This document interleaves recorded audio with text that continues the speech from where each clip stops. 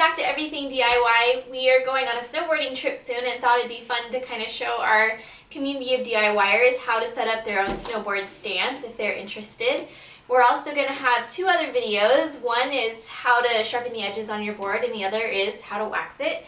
So those will be posted up there when they're all ready and published. For today's demonstration, we're going to be using Steve's Arbor Coda board and Burton Cartel bindings. I also have Steve here as a prop. First, let's talk about which direction your stance will be in. We call this either being regular or goofy-footed. This is obviously something you'll probably have to figure out on your own. There's always one foot you prefer to lead with, and no position is wrong. It's all a matter of how comfortable you feel. If you've ever ridden on any type of board, you should know your preference, as it's sort of a natural feeling. In Steve's case, like most riders, he has a regular stance, which means he'll use his left foot as his leading foot and the right as his rear.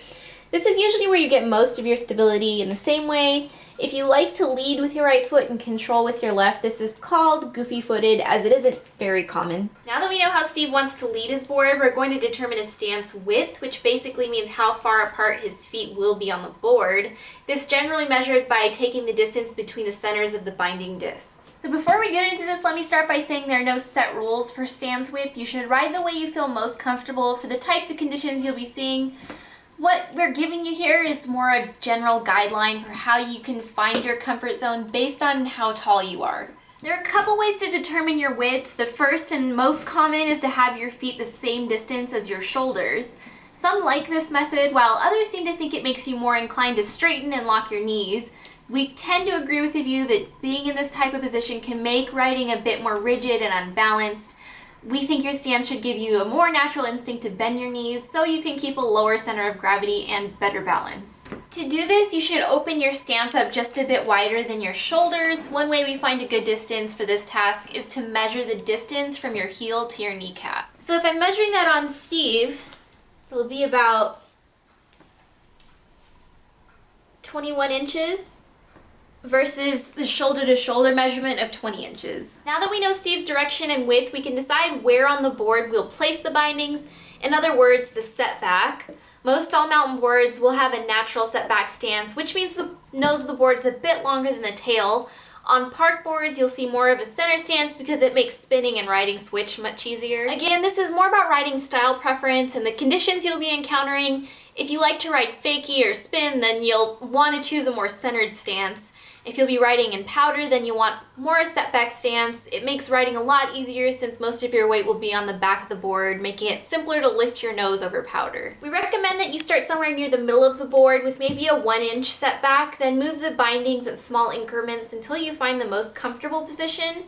For Steve, his board is naturally offset and he likes a center stance, so we're going to try and keep these bindings close to the middle with maybe a 1-inch setback. So what we know so far is that Steve is regular footed and that we want to measure from center to center of the bindings to be about 21 inches.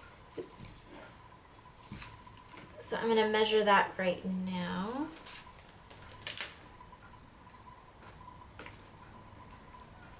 Okay. So we've got about 20.5 and that's going to be good for him. Now I'm going to measure from the center of the bindings to the end of the board. It's about 21. And then the other center of this binding to the nose, and we want the front to be about 1 inch longer than the back. 22. So we're good. Now that we have them in their desired spots, we're going to just secure them down very loosely for now.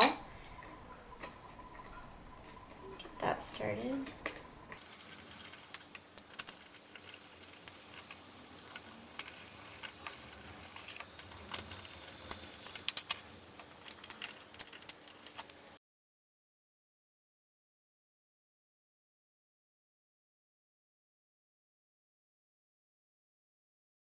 Before we move on, we want to make sure that the boot, when you put it in the binding, that the toe or the heel isn't hanging off too much off the board on one side or the other. If it is, you can go back over to the plate and just adjust forward and back to make it not hang off so much in either direction. Now that we have all the positions, width, and setback ready, we can work on the angle of the bindings. It's probably the adjustment you'll fidget with the most, as it can drastically change how you ride. Most new riders should start with their leading foot pointing somewhat forward. We recommend at least positive 15 degrees. For the rear foot, we recommend starting at a 0 to negative 5 degree and change it incrementally to what feels most comfortable. For riders who like to ride switch, we recommend that you always have your rear foot facing somewhat negative, as it makes the riding in the switch position much easier. For you park-seeking riders, we recommend running an equal duck stance, say positive 15 in the front, negative 15 in the back, as it makes it easier to ride in both directions and do tricks. For Steve, he likes to run positive 18 degrees on the front, meaning a forward-facing leading foot, and negative 12 degrees on the back as he rides in both directions. So I'm just going to adjust that now.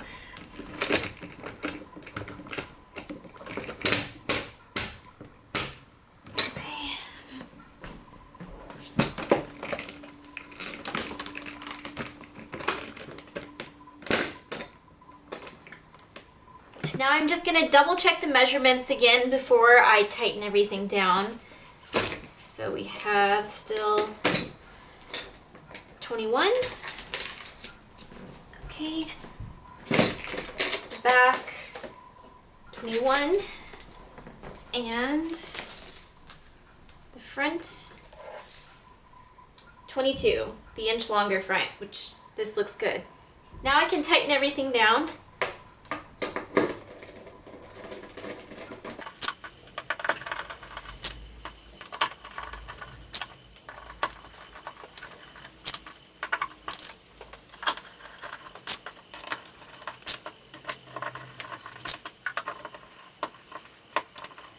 Finally, the last thing you might want to adjust is the angle of the high back. Having your high back angle forward will kind of force you to bend your knees, which will give you a lower center of gravity and improve stability.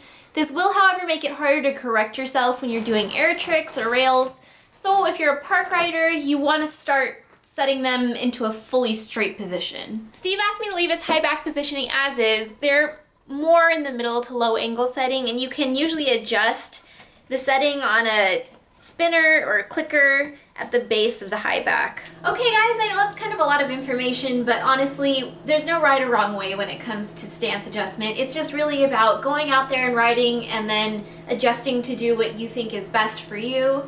And really that's it. So if you like this video, please hit that thumbs up button. It helps us out a lot. If you want to see more from us, subscribe. And if you have any questions or comments, please don't hesitate to put them on down there below, and we'll see you in our next one. Bye!